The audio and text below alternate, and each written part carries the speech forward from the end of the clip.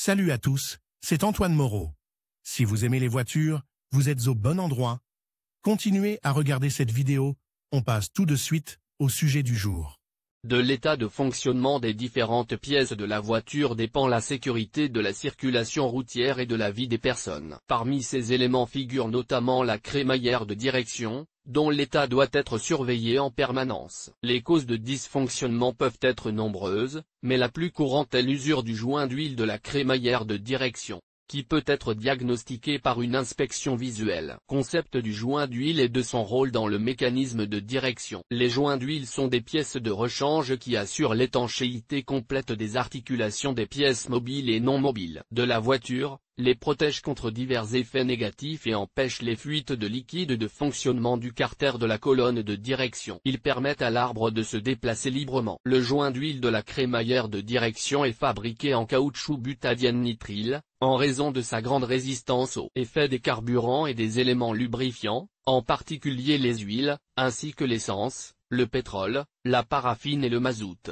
Un élément correctement sélectionné empêche les fuites d'huile et protège les ensembles automobiles de l'intrusion d'éléments extérieurs. Poussière, saleté, petites particules abrasives. La rupture d'un joint d'huile peut entraîner une fuite d'huile au niveau de la crémaillère de direction. Si la fuite se produit lorsque la voiture roule sur une route relativement droite, cela ne fera pas une grande différence. En revanche, si vous devez tourner, surtout si la voiture roule à grande vitesse, cela ne sera pas sans danger. Vérification de l'état des joints d'huile de la crémaillère de direction. Si le volant est difficile à tourner latéralement lorsque la voiture roule, s'il y a des traces d'huile sur l'asphalte à l'avant de la voiture et s'il y a un bruit suspect dans la direction assistée du volant lui-même, il est nécessaire de vérifier l'état de la crémaillère de direction. À un degré d'usure élevé, au lieu de quelques gouttes sur l'asphalte, des flaques de liquide de lubrification apparaîtront déjà. Si le liquide descend trop rapidement dans le réservoir de la direction assistée, cela signifie qu'il y a des problèmes au niveau du joint d'étanchéité de l'huile. L'odeur de brûlé, qui peut être ressentie, est également un signe de défaillance. Dans ce cas, il est nécessaire de procéder à une réparation urgente, qui consiste à retirer les vieilles pièces et à installer de nouveaux joints d'étanchéité remplacés de ses propres mains. Si le joint d'huile est endommagé, il doit être remplacé immédiatement. Il est recommandé de remplacer la pièce une fois tous les 3 ans, période pendant laquelle elle est complètement usée. Important, si vous effectuez le remplacement de vos propres mains, vous devez acheter une pièce de la même taille, qui s'adaptera à l'élément spécifique. Si les espaces ne correspondent pas, la fuite d'huile ne s'arrêtera pas, mais augmentera encore. Le respect d'un certain nombre de recommandations vous permettra d'installer correctement le joint d'étanchéité à l'huile. Avant de commencer l'installation, la surface est lubrifiée. Le joint d'huile est soigneusement retiré de la garniture à la main. Lors de l'installation d'une nouvelle pièce, ne pas utiliser d'objets lourds pour taper. Les produits doivent être positionnés dans l'alignement du centre de l'arbre. Avant d'introduire le presse-étoupe dans l'emboîture, s'assurer que sa température correspond aux conditions ambiantes. Ne pas laisser de graisse sur les arêtes de travail. Un presse-étoupe démonté ne doit pas être remonté. Matériel et outillage.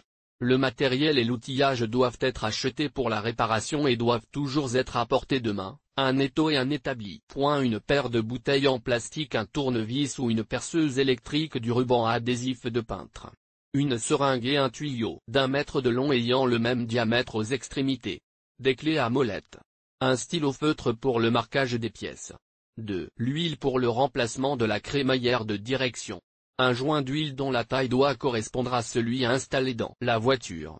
WD-40 ou tout autre lubrifiant. Instruction étape par étape. Le remplacement du joint d'huile est beaucoup moins coûteux que le remplacement de l'ensemble de la crémaillère de direction. Pour remplacer le joint d'huile, vous devez démonter la crémaillère de direction. Mais il faut d'abord démonter le longeron avec les supports de moteur, le stabilisateur et le tuyau d'échappement. Vous pouvez également avoir besoin d'un extracteur spécial. Il faut d'abord débrancher le fil négatif de la batterie, et s'il y a un airbag, il faut débrancher la borne positive. Après 10 à 15 minutes, débranchez le faisceau. Lorsque toutes les pièces sont retirées, le liquide est vidangé du système. Pour ce faire, le tuyau est déconnecté du système et, le moteur tournant, le volant est tourné en butée d'un côté et de l'autre, ce qui permet d'expulser le liquide. Après la vidange du liquide, il est nécessaire de tourner le volant à plusieurs reprises. Il est ensuite placé en position initiale et fixé par une courroie. Ensuite, il est nécessaire de dévisser plusieurs boulons et écrous pour retirer la crémaillère. Il faut dévisser complètement le rail. Comme de nombreuses pièces sont collées les unes aux autres, il faut de la force physique pour dévisser les tiges de direction et les boulons de fixation du régulateur. Derrière l'extrémité du rail se trouve le premier presse-étoupe,